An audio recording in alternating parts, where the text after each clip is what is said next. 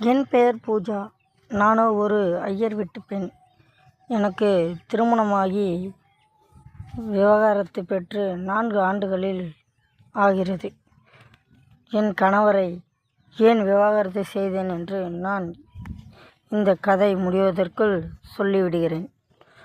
நான் ஒரு ஜெராக்ஸ் கடையை நடத்தி வருகிறேன். எனக்கு வயது 32 கடந்திருந்தது. என்னுடைய ஜெராக்ஸ் கடையை நான் என் படிக்கட்டு கீழ் சிறிய அறை போல் வைத்து நடத்தி வருகிறேன்.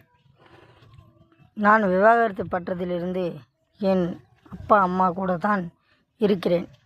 என் கடையில் வியாபாரம் அதிகரிக்க என்னால் தனியாக பார்த்து கொள்ள முடியவில்லை. அதனால் வேலைக்கு ஆட்கள் தேவை என்ற ஒரு பதாகையை என் கடை அருகில் வைத்தேன். அதை பார்த்துவிட்டு வேலைக்கு சேர்ந்தவன் தான் 25 வயதுடைய செல்வா. அவனும் பார்க்க நல்லா இருந்தான். இன்ஜினியரிங் படித்திருந்தான். எனக்கும் வேலையை வேகமாக முடித்து தந்தான். செல்வாவோ வேலைக்கு மட்டும் குறித்த நேரத்தில் வர மாட்டான்.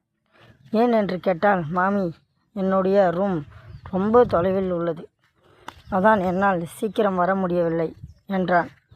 அதனால் செல்வாவை என் அப்பா அம்மாவிடம் சம்மதம் வாங்கி என் வீட்டில் செல்வாவை தங்க வைத்தேன். செல்வா எனக்கு உதவியாகவும் என் அப்பா அம்மாவிற்கும் மிகவும் உதவியாக இருந்தான். ஒரு நாள் என் அப்பா அம்மா வீட்டில் இல்லை. நானும் செல்வாவும் ஜெராக்ஸ் கடையில் இருந்து இரவு வந்தோம். நான் குளிக்கலாம் என்று என் அறையில் தண்ணீர் வரவில்லை. நான் என் அப்பா அம்மா அறையில் உள்ள பாத்ரூமில் குளித்து கொண்டிருந்தேன். யார் வரப்போறா என்று நான் பாத்ரூம் கதவை மூடாமல் குளித்து விட்டு கொண்டு இருக்க செல்வா திடீரென உள்ளே வந்தான். செல்வா என்னை முயசா பார்த்து விட்டான். அவன் என்னை பார்த்த பார்வை இருக்கே, என்னால் அதை நினைத்து கூட பார்த்ததில்லை. அவன் என்னை பார்த்த பார்வையில் அவன் என் மேல் உள்ள ஆசையும் ஆர்வத்தையும் காட்டியது. நான் சட்டென கதவை சாத்திவிட்டேன். செல்வாவோ நான் எதனா கேட்பேன் என்ற பயத்தில் நின்று கொண்டிருந்தான். செல்வா, உன் அறையில் தண்ணீர் வரவில்லையா? போய் குளி என்று நான் குளித்துவிட்டு எதுவும் கேட்காமல் வந்துவிட்டேன். ஆனால் எனக்கு செல்வாவிடம் கேட்காமல் தூக்கம் வரவில்லை. நான் செல்வா அறையை நோக்கி சென்றேன். செல்வாவின் அறையின் கதவு லேசாக திறந்திருந்தது. நான் செல்வா அறைக்கு உள்ளே சென்றேன். சாரி மாமி, பாத்ரூமில் நீங்கள் உள்ளே இருக்கிறீர்கள் என்று தெரியாமல் வந்துட்டேன் என்றான். அதற்கு நானும், செல்வா, என்னை நீ பார்த்த அந்த பார்வை எனக்கு தூக்கம் வரமாட்டது. என் கணவர் என்னை இப்படி பார்த்ததே இல்லை. நான் அதனால்தான் அவரை விவாகரத்து செய்தேன். எல்லா ஆண்களும் அப்படித்தான் இருப்பாங்க என்று நினைத்திருந்தேன்.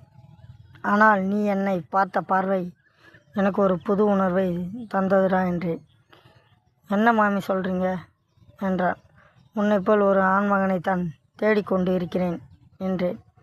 அதற்கு செல்வாவோ அமைதியாக இருக்க, செல்வாவிற்கு என் முழு அழகை காட்ட செல்வா வேறு வழியின்றி என்னுடன் சரணடைந்தான்.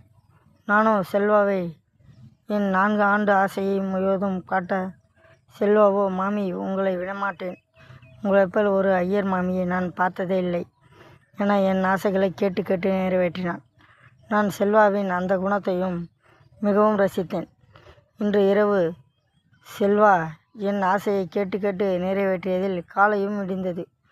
நாங்கள் இருவரும் ஜெராக்ஸ் கடையை 2 நாள் லீவு விட்டுவிட்டு என் வீட்டிலேயே செல்வாவும் நானும் ஒன்றாக இருந்தோம். செல்வாவோ 2 நாள் ஒன்றாக இருந்ததும் என்னை விடுவதாக தெரியவில்லை. செல்வா செய்வதும் எனக்கு பிடித்திருந்தது.